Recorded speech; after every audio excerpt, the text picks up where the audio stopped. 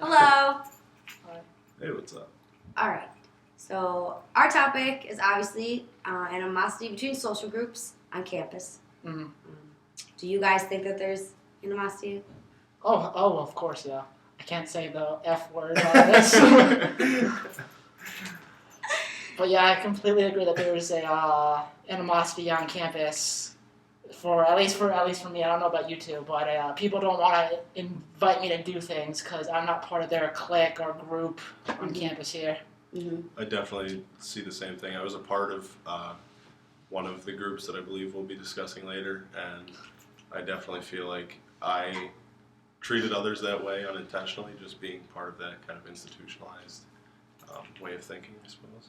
Yeah, I think that there definitely is because people have different personalities, and obviously there's going to be cliques towards each other. But that doesn't mean you have to take it out in a certain way that a lot of people do. It's not just an issue on our campus. There's definitely issues on other campuses. That's why they call me.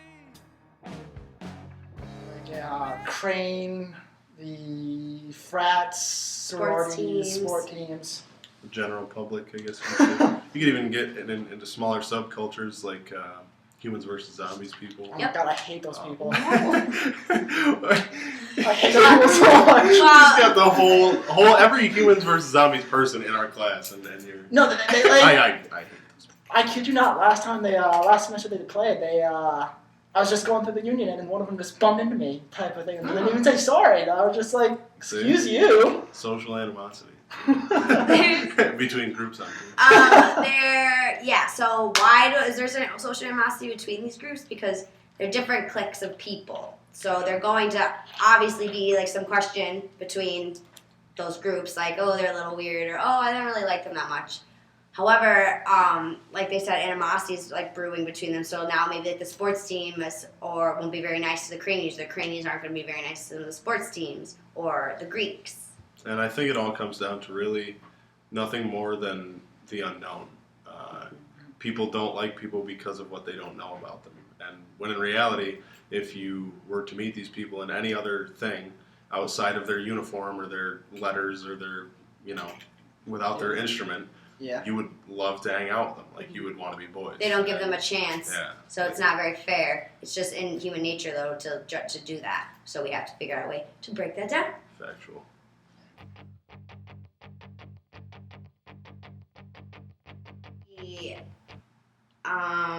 We could make people like have groups, like more group activities, but then again, like some people might not come to those. But it would be an option for like a strategy to maybe have people more aware of each group to learn about it. But then again, it would be on those people. So there's only like one way that we think would possibly be able to solve it, which is you guys can talk about that. Which is really, I think what we refer to it as in anthropology is. The word that I can't think of right now. No. Switch places. Yeah, switch places.